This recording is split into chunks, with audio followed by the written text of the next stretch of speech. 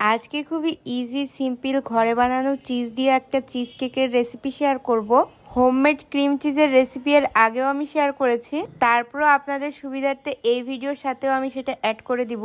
তার আগে এই চিজ কেকের রেসিপিটা শেয়ার করি। এখানে 300 গ্রাম চিজের সাথে 1 কাপ চিনি আমি ধাপে ধাপে মিক্স করব। চিনির পাশাপাশি আমি এখানে 3টা ডিমও ইউজ করব। এখানে আমি সবকিছু একবারে না দিয়ে ধাপে ধাপে মিক্স করতেছি, এতে করে আমার কেকের ব্যাটারটা স্মুথ হবে।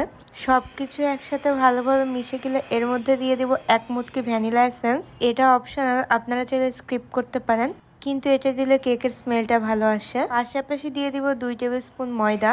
ময়দাটা মিক্স হয়ে গেলে এর মধ্যে দিয়ে দেবো 200 গ্রাম হুইপড ক্রিম। তারপর এটাকে একটুখানি লো স্পিডে বিট করে আবারও মিক্স করে ফেলবো। কেকের সবগুলো উপকরণ দেওয়া শেষ।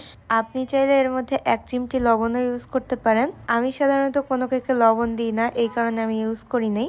এখন এটাকে একটা মোল্ডে নিয়ে 1 ঘন্টার মতো বেক করব আমরা।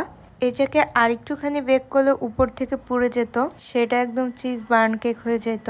আমি কেকটাকে একটু আগেই নামিয়ে ফেলেছি, এই কারণে আমার কেকটা পড়েনি। সবশেষে কেকটাকে ডার্ক চকলেট গার্নাশের সাথে সার্ভ করব।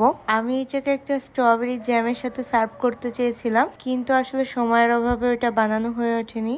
আমি এই কেকে যে ক্রিম চিজটা ইউজ করেছি সেইটার রেসিপিও এই ভিডিওতে শেয়ার করলাম। এই জন্য প্রথমেই নিয়ে নিচ্ছি 3.5 লিটার দুধ। আমি এই ক্রিম চিজ দিয়ে চিজ কেকও বানাবো, এই কারণে একটু বেশি করে বানাচ্ছি। আপনারা আপনাদের প্রয়োজন মতো কোয়ান্টিটি নিতে পারেন। এখন এই দুধে বলক আসা না পর্যন্ত দুধটাকে একটুখানি নাড়তে হবে।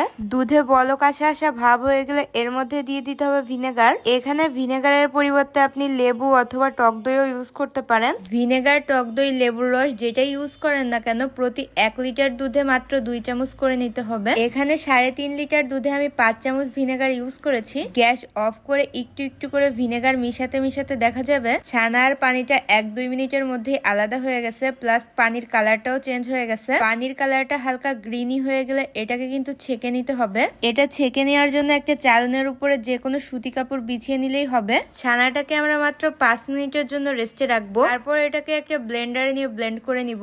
বেশি না, মাত্র 2-3 মিনিটের মতো ব্লেন্ড করে নিলেই কিন্তু একদম পারফেক্ট ক্রিম চিজ রেডি হয়ে যাবে। এটা ব্লেন্ড করতে গিয়ে যদি আপনার বেশি শক্ত মনে হয়, সেই ক্ষেত্রে 1-2 চামচ দুধ অথবা ছেঁকে রাখা পানি ব্যবহার করতে পারেন, তাহলে ক্রিম চিজটা বিট করতে অনেক সুবিধা হবে।